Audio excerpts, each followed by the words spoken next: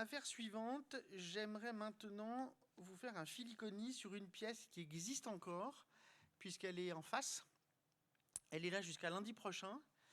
Une pièce de l'artiste égyptien Wael Choki qui s'appelle I Am Hymns of the New Temples, qui date de 2023 et qui était originairement une commande du parc archéologique de Pompéi. La pièce appartient donc à Pompéi et elle a été remaniée ici pour l'occasion, conjointement avec le travail de Camille Limkoun, qui a fait un travail assez hallucinant d'aide sur la mise en scène de l'ensemble. Et donc ce que vous voyez, c'est, tournant le dos à la projection, ce que vous voyez, c'est cette sorte de rue produite par Wael Choki, cette rue qui contient des sortes de grandes vitrines à l'intérieur desquelles sont contenus des artefacts, et au bout, cette sculpture du Vésuve, toute rose. Et ça, c'est une des vitrines de l'œuvre. Alors, que vous dire sur Wael Choki? Wael Choki est né en 1971, c'est un artiste qui est de nationalité égyptienne. Et il a développé un travail que moi je considère comme étant un travail absolument incroyable sur la question essentielle. Ce qui l'intéresse fondamentalement, c'est la question des identités et la question des récits.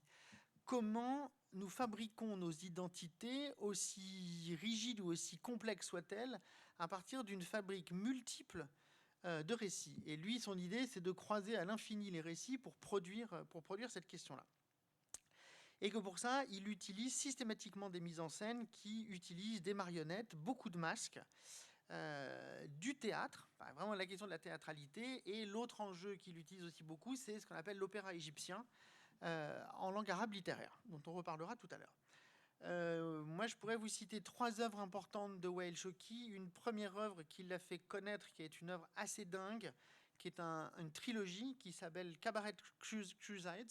C'est impossible à dire en anglais, mais Cabaret Croisade, quoi.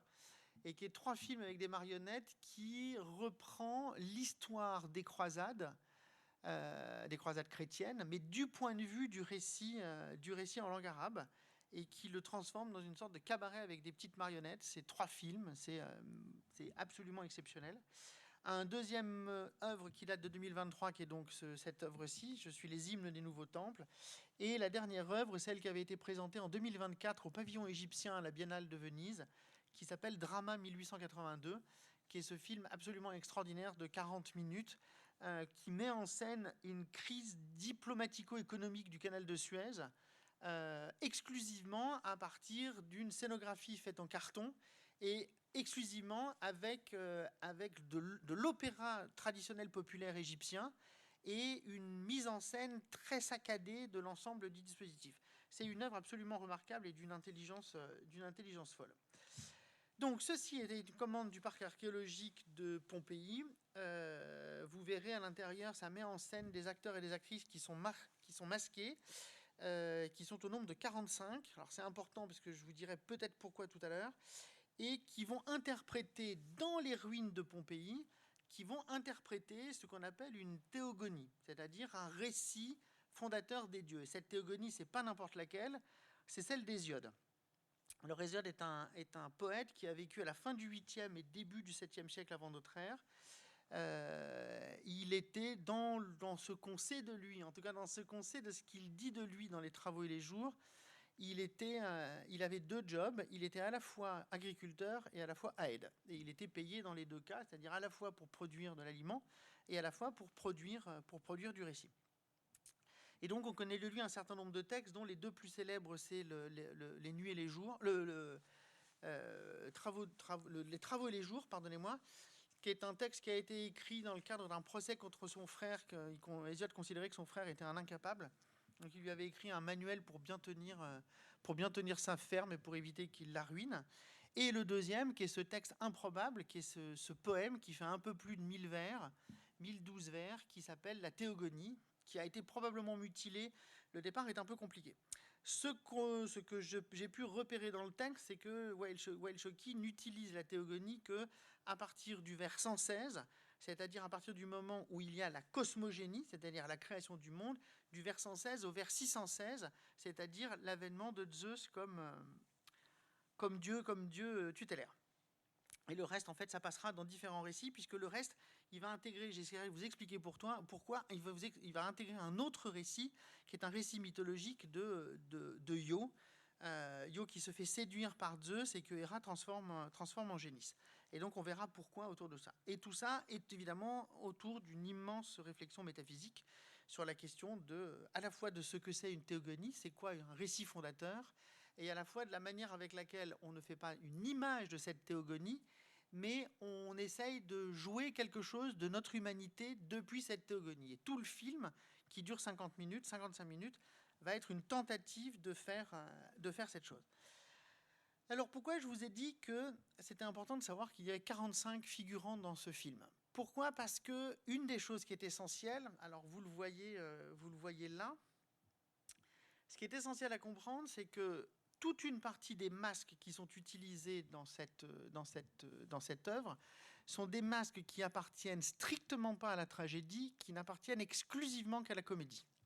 Or, on sait aujourd'hui que, on sait parce que le travail a été fait, on sait qu'on a entre 43 et 45 typologies de masques de la comédie. Et il y a 45 figurants dans l'œuvre de Wael Shocki qui probablement est une sorte de signe vers cette question qui est que c'est bien un enjeu de la comédie. C'est-à-dire que ce qu'on voit dans le film de Wael Shocki, c'est donc une comédie. Ça n'est pas une tragédie, c'est une comédie. Et la comédie est toujours jouée par des êtres humains. Il n'y a pas de divin dans la comédie. La seule chose qu'il va y avoir, je vous en montrerai un fragment, c'est ce qu'il va y avoir, c'est qu'à la fin, les êtres qui sont les êtres humains qui jouent la comédie, qui jouent la comédie, c'est-à-dire leur propre comédie, vont être face, une fraction d'instant, à une tragédie, et je vous montrerai comment cette tragédie fonctionne et comment elle va se porter. Or, si on est dans une tragédie, si on n'est pas dans une tragédie et dans une comédie, ce qui va nous importer pour nous, c'est de considérer que dans la comédie, on va jouer quelque chose de particulier, c'est-à-dire dans les deux, on va jouer ce qu'on appelle un drama, mais que ce drama ne va pas se jouer de la même manière. Ce drama, c'est une question d'une action. La question, c'est de savoir à quel moment on va la placer et à quel moment elle va se poser. Donc, je vais vous montrer un fragment, et puis après, je commenterai quelques petits passages. Qu'est-ce que j'en ai fait? C'est là. Alors, on va m'accorder une microseconde.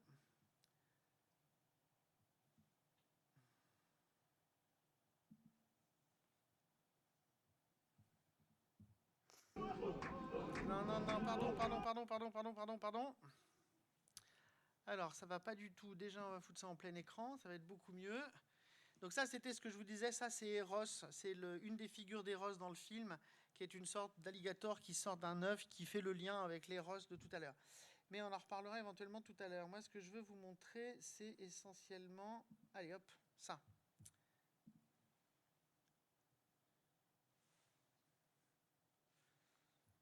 Et B.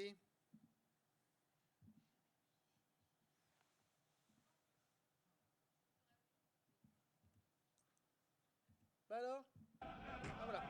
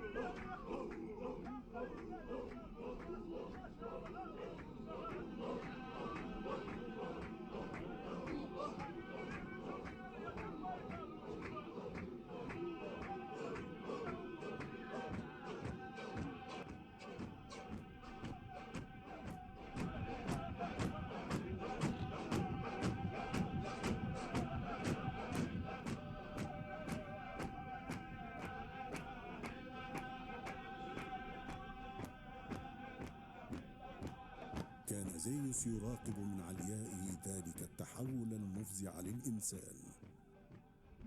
بعث بنصائحه إلى أفراد البشر.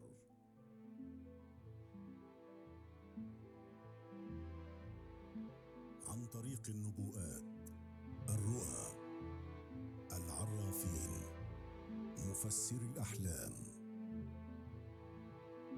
عن طريق الزلازل والبراكين.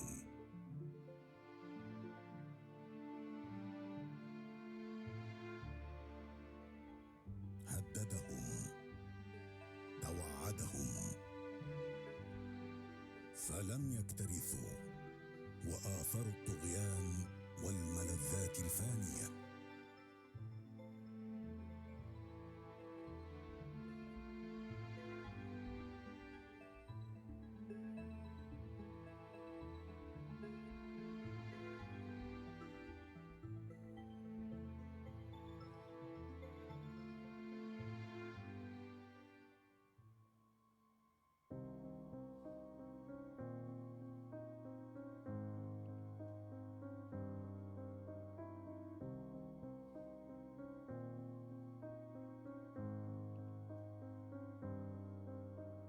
عندئذ قرر أن يدمره يفنيه،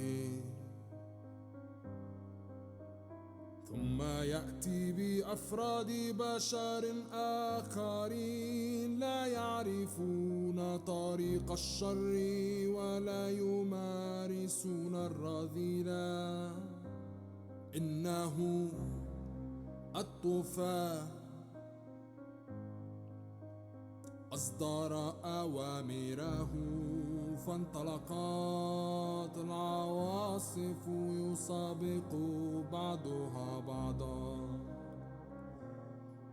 انهمرت الأمطار غزيرة مرعبة،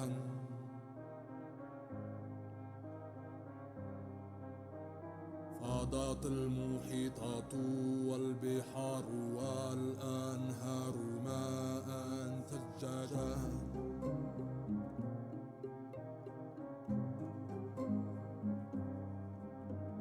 تلاقت مع الأمطار الهابطات كالجبال من السماء، أغرقت المياه كل شيء، لم يبق قلب ينبض على الأرض. إنه الصمت مرة أخرى، ثم بدأت فكرة خلق الإنسان من جديد.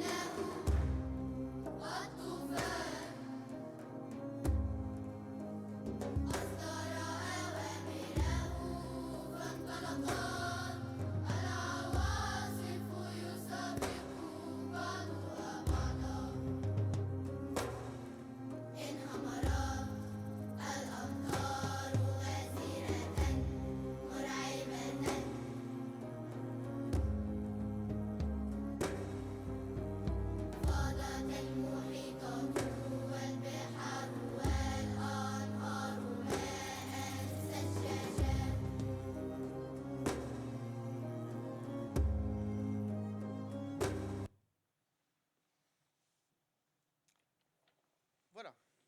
Alors ça c'est le petit l'extrait que je vous ai proposé. Je vous laisse avec l'image, même s'il y a beaucoup trop de lumière. Bon, c'est pas grave.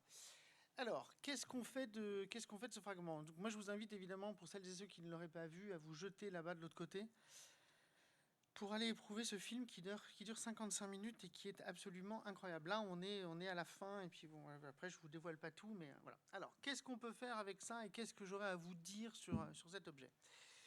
La première chose, c'est que ce film, il est fabriqué autour de 8 unités. de 8 unités narratives. La première unité qui commence, et la toute première image que vous avez vue avec le crocodile, c'est la question de ce qu'on appelle la cosmogonie, c'est-à-dire la création du monde. Et la création du monde commence avec Nyx, la nuit, et ensuite il émerge de ça le premier dieu de tous les dieux qui n'a ni père ni mère, qui est Eros, qui est donc le sujet du banquet de Platon qu'on a vu juste avant. Donc ça, c'est un des liens qu'il peut y avoir avec les deux. Ça commence autour de ça. Ensuite de ça, le film va se placer sur deux espaces. Le premier espace qui est le Nil, et particulièrement Thèbes. Alors je vous expliquerai pourquoi tout à l'heure. Et la grande partie, l'immense partie du reste va se passer à Pompéi. Et à Pompéi, il y a 3 lieux qui vont y avoir. Il va y avoir la maison de Julia Félix, dont on voit un certain nombre d'espaces, l'Odéon de Pompéi, et là, ce que vous voyez ici, qui est le temple d'Isis. Isis, qui est une déesse égyptienne, dont on reparlera éventuellement tout à l'heure, et à l'intérieur de ce temple d'Isis se passe la fin du film, qui est la contraction de 2 moments, où vous avez devant vous ces 45 figurants du komos, c'est-à-dire de la comédie, qui, eux, sont face, cette fois-ci, à un dernier instant, au dernier truc qui est la tragédie, et la tragédie qui renvoie à une citation qui est très précise chez Platon, dans le Timée, qui est ce qu'on appelle la représentation du dieu marionnette. Et ce que vous avez au centre, que vous voyez ici, c'est évidemment Zeus, et Zeus conduit les marionnettes, qui est la représentation du monde. Ce que vous voyez sur la scène est donc la tragédie, ce que vous voyez devant est donc la comédie. Tout ce qu'on a vu, tout ce qu'on voit dans ce film est une comédie, la comédie de l'humanité devant la possibilité des récits fondateurs et de ce qui se passe. Donc ça, c'est ce qui permet de comprendre le film. Donc le premier plan, la première structure narrative, c'est le début du monde. Ensuite de ça, qui est lié, il y a 3 moments où le chant intervient. Il y a le premier moment où le chant intervient, qui est pour fabriquer le récit de l'émasculation d'Ouranos, c'est-à-dire le moment où Zeus va venir... Cronos, va venir émasculer. C'est bien ce que je disais. C'est bien l'émasculation de Cronos par Zeus. Et donc le moment où Zeus va advenir. Et donc il y a un moment très particulier où il y a ce récit de l'émasculation de Cronos et le jet de ses testicules dans la mer qui vont produire Aphrodite. Le troisième espace de narration, c'est le mariage de Cronos avec Rhéia, sa propre sœur, et ensuite la dévoration de ses enfants, et Zeus qui fait vomir à Cronos l'ensemble de ses enfants pour que la théogonie puisse advenir. Puis ensuite, il y a le 4e plan du récit, c'est la titanomachie, qui est extraordinairement bien, je vous laisserai aller le voir, mais extraordinairement bien interprété dans ce film, avec une sorte de jeu qui renvoie... Enfin, vous verrez, c'est très étonnant. 5e plan du récit, c'est évidemment la question... 5e et 6e plan, c'est la question de Prométhée. Prométhée est la crise du partage, c'est-à-dire cette fameuse scène prométhéenne qui est... on appelle Prométhée pour régler un problème de sacrifice. Dans le sacrifice d'un taureau, quelle part est aux humains et quelle part est à Zeus. Or, les humains font une supercherie, c'est-à-dire que les humains mettent toute la partie avec les os.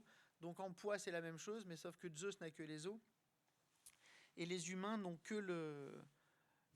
la viande. Zeus se fâche.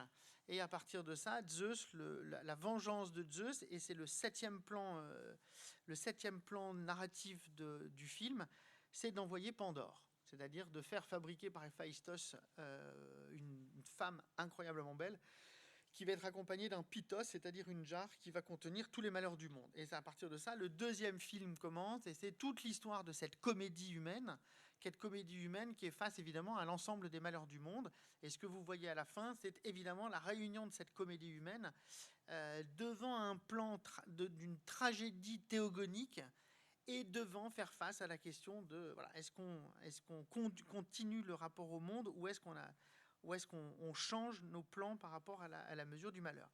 Et le 8e plan du récit, qui est évidemment le récit de Io, alors qui est dans la Théogonie d'Hésiode, mais plus loin.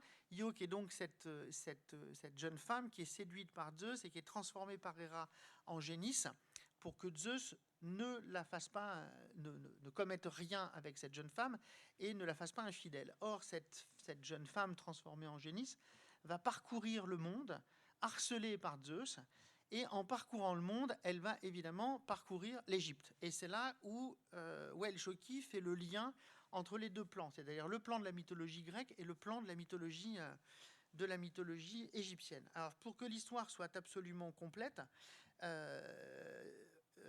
Io finit par se réfugier en Égypte, etc. Il y a une scène qui est assez étonnante, c'est-à-dire que Héra avait envoyé Argos au cent-yeux surveiller Io. Hermès finit par l'endormir, Hermès tue Argos, et à partir de ça, Zeus peut donc avoir un rapport sexuel avec Io. Et Io va être enceinte de Zeus et va mettre au monde un dieu qui s'appelle Épaphos. Et Épaphos, chez les Grecs, c'est Apis, le dieu taureau, chez les Égyptiens. Là aussi, une des continuités entre les deux plans. Et Épaphos va devenir roi d'Égypte, roi tutélaire d'Égypte, premier roi d'Égypte, et qui sera marié avec Memphis, qui est la fille du Nil. Et ils auront 3 enfants. Ces 3 enfants sont Libye, Lysiamassa, et la 3e fille, c'est Thèbes. Et puisque Thèbes, c'est le début du film, commence à Thèbes, et c'est là où on clôt le plan diégétique et le plan du récit dans le film. C'est-à-dire, ça commence à Thèbes, là où en fait le récit se finit, puisque la dernière fille d'Épaphos et de Memphis, c'est Thèbes, et c'est la fondation du début de la culture égyptienne. Et tout ça finit avec la dernière partie, qui est ce que je viens de vous montrer, c'est-à-dire la clôture du récit, de l'objet. Alors, du film et du plan du récit. Alors, qu'est-ce qu'on en fait de tout ça? Moi, je vais essayer de vous proposer un certain nombre d'éléments, et puis après, on pourra en discuter si vous voulez. La première chose, c'est de considérer que la totalité du film est fondée sur l'usage des récits fondateurs. Qu'est-ce qu'un récit fondateur? Mais surtout, qu'est-ce qu'on en fait? Et qu'est-ce qu'on en fait d'un point de vue plastique? Pas obligatoirement d'un point de vue intellectif, mais d'un point de vue plastique. La deuxième chose, qui est un des travaux de Wael Shawky et essentiel dans ce film, c'est la question de la violence des fondations et de la violence des récits fondateurs. Dans ce récit, c'est infernal entre les êtres qui sont émasculés, les dieux qui prennent des couteaux, des armes, ça se tape dessus, ça s'enferme, ça s'enfonce, ça se jette, ça se dévore, ça se fait vomir. Il y a une violence de la fondation qui est inouïe. Et cette violence, elle est mimée du côté d'une comédie avec un travail de terre cuite, un travail de masque en céramique, etc. J'ai oublié de vous dire que le travail a été fait avec des céramistes, a été fait aussi avec les Beaux-Arts de Naples, et que tous les masques sont des masques assez beaux, parce qu'il y a 2 types de fils. Il y a un fil qui permet de bouger la bouche et un fil qui permet de bouger les yeux. Et donc les acteurs sont obligés de mobiliser l'ensemble de ces éléments. Et donc c'est ces acteurs qui sont donc du côté de la comédie qui vont devoir faire quelque chose avec ces récits fondateurs, et surtout qui vont devoir faire quelque chose avec la violence de ces récits fondateurs. Peut-être que je vais vous passer. Alors attendez, parce que c'est peut-être pas inintéressant. Ouais, je vais vous montrer un autre petit exemple, un autre petit moment. Ouais, hop, je vais vous montrer le moment où il s'agit de. رضت أبنائها ضده سرا وجهرا لم يستجب لدعائها سوى واحد فقط من أبنائها الجبابرة إنه كرونوس إله الزمان وضعت معه الخطة للتخلص من الأب.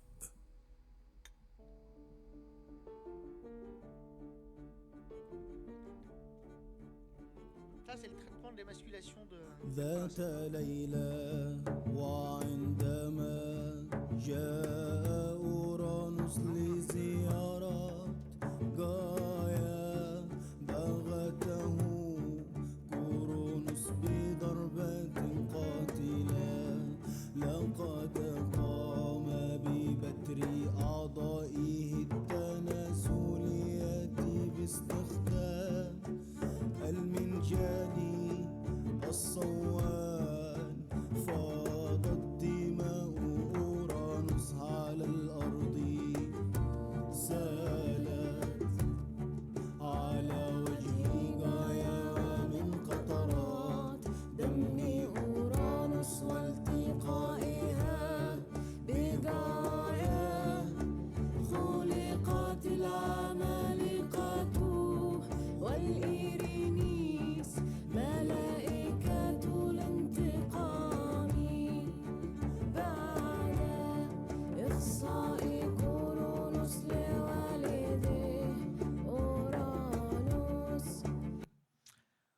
Donc ça, c'est pour vous montrer à quel point le fonctionnement est assez étonnant chez Wael Choki, c'est-à-dire que le traitement de la violence est traité par les dispositifs qui sont à son maximum du côté de la comédie.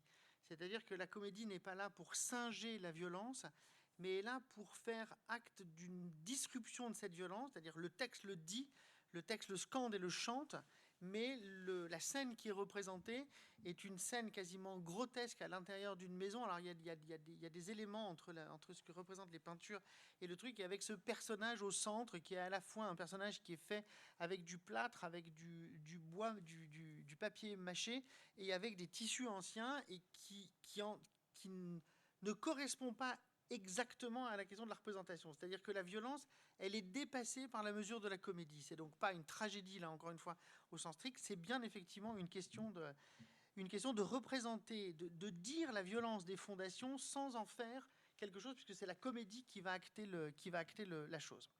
Et le troisième plan qui est essentiel dans la compréhension de ce film, c'est qu'une des grandes crises, un des grands sujets qui intéresse Wael Choki, c'est ce qu'on appelle la crise fondatrice du refus du partage. Alors le refus du partage, c'est la question évidemment de ce sacrifice dont je parlais tout à l'heure. Ce qu'il faut savoir, c'est qu'originellement, et d'un point de vue de l'histoire de l'art et de l'histoire de la tragédie, le refus du partage, c'est-à-dire l'idée de vouloir s'accorder une part plus grosse qui nous est normalement échue dans le monde, ce refus du partage tel quel, c'est-à-dire le fait de truander le partage, ça déclenche chez les Grecs ce qu'on appelle hubris. Et hubris, c'est la fondation de la tragédie. Et donc il y a deux plans, et c'est ces deux plans qui vont se jouer à l'infini à l'intérieur de ce film, c'est-à-dire ce plan de la tragédie, d'une tragédie infernale de ce qu'est l'essence de l'être, alors qu'en même temps, l'image du film, le texte nous le dit, mais l'image du film nous produit quelque chose qui est de l'ordre de la comédie et nous fait advenir à quelque chose qui est totalement autre. Alors, une fois qu'on a posé le champ général, moi j'ai 6 hypothèses à vous présenter pour arriver à comprendre comment tout ça fonctionne. Première hypothèse, c'est que le travail de Wael Choki, aujourd'hui, c'est-à-dire c'est un travail contemporain, ce travail, il est une tentative de compréhension, évidemment, alors ce n'est pas un secret, hein, ça a toujours été, et c'est depuis le début, entre les liens entre Orient et Occident. C'est-à-dire que c'est une des grandes questions chez Wael Choki, de la compréhension de la continuité et discontinuité entre les deux. Et que c'est la plasticité qui va tenter de résoudre et de proposer quelque chose à partir de ça. Ça, c'est extrêmement important. Et ça se fait comment ? Ça se fait justement à partir du travail sur la question des récits, la puissance des récits, la question des théogonies, des récits fondateurs, etc. etc.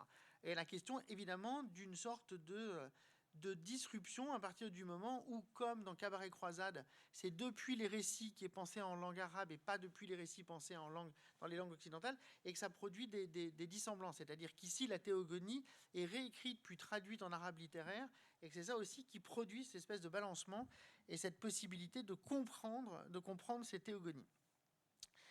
La deuxième chose qui est essentielle chez Wael Choki, particulièrement dans ce film, c'est de tenter plastiquement une sorte de continuité juste entre l'Égypte et la Grèce. C'est-à-dire comme si, au fond, entre ces deux pays, il n'y avait pas, entre ces deux espaces, il n'y avait pas tant que ça de différence et qu'il y avait une continuité, en tout cas du côté de la mythologie.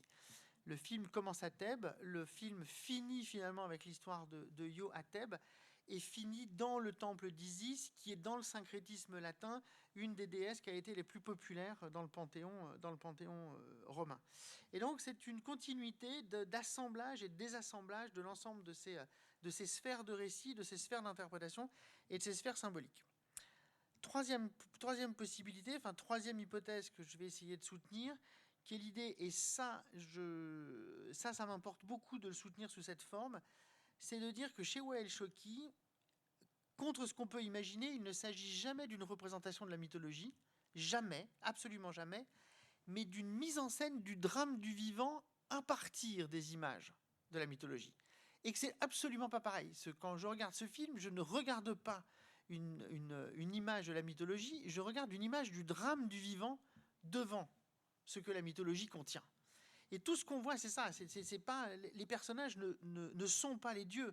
Les personnages sont des personnages masqués, La plupart portent des trucs complètement étranges, des difformités. Certains ont des crapauds, certains ont des grenouilles. On sait que dans la comédie grecque, les animaux sont extrêmement présents dans les masques. C'est une humanité. C'est-à-dire que derrière les masques, c'est une humanité matérielle.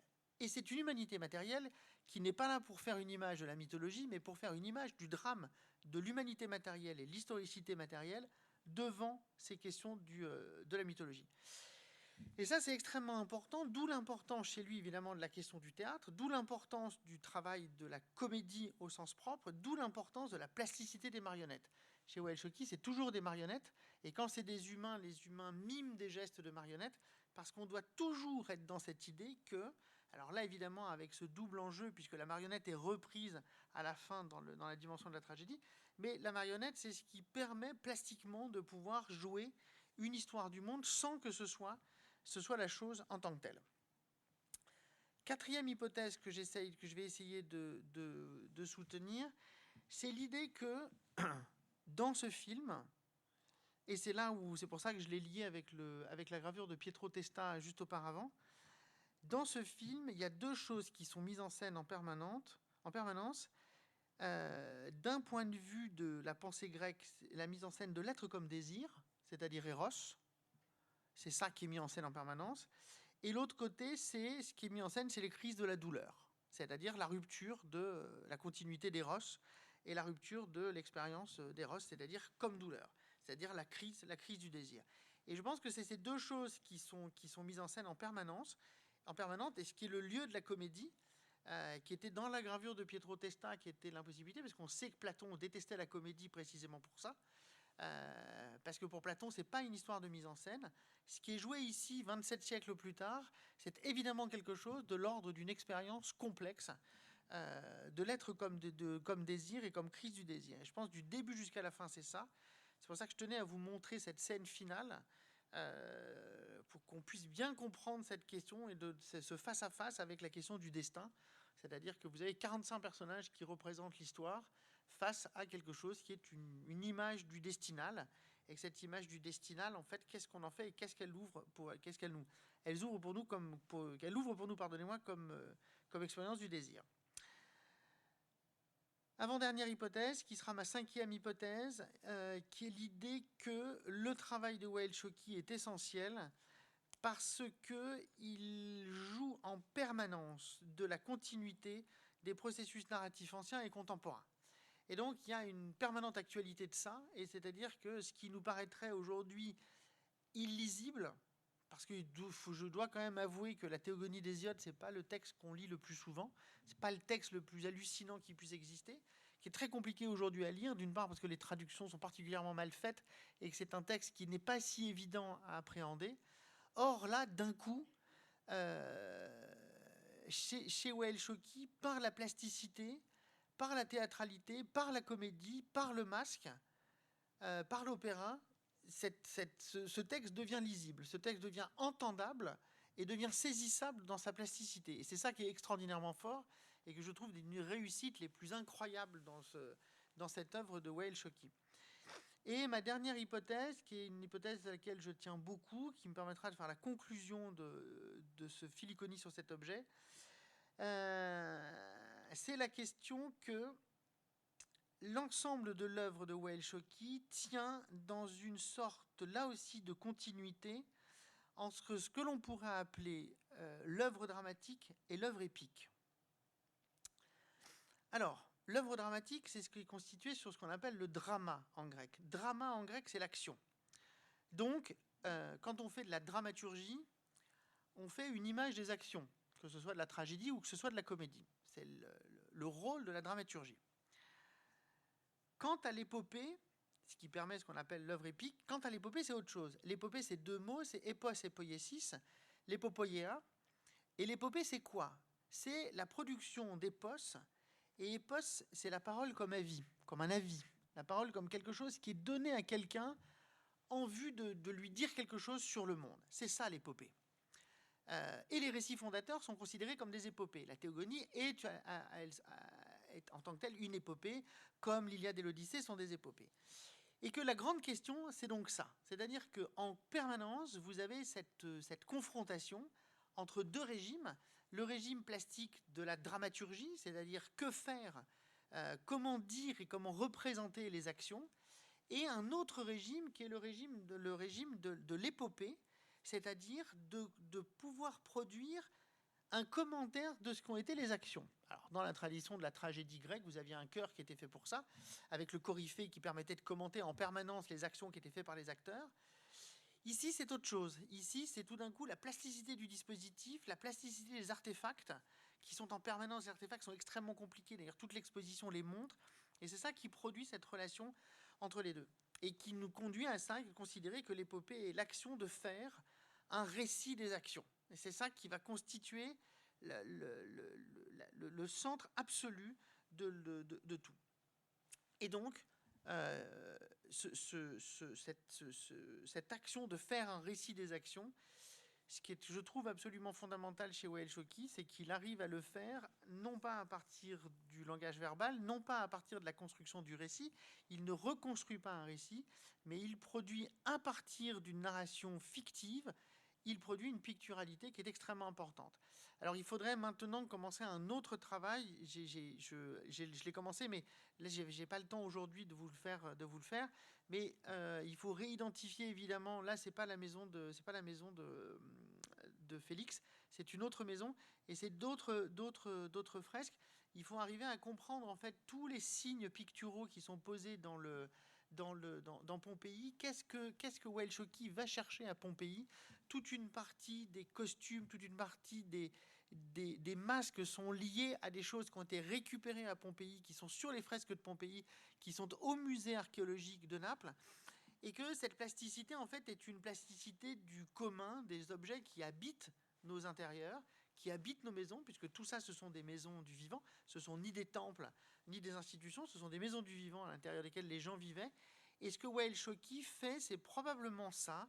C'est probablement simplement réinstaurer des vivants dans des maisons qui ont été pulvérisées par un événement qui est le volcan, et qui nous ouvre en fait à une comédie de nos conditions humaines et de cette matérialité devant une chose qui se maintiendra comme une éternelle interrogation, qui sont la valeur des récits fondateurs et de ce qu'on peut faire avec les récits fondateurs.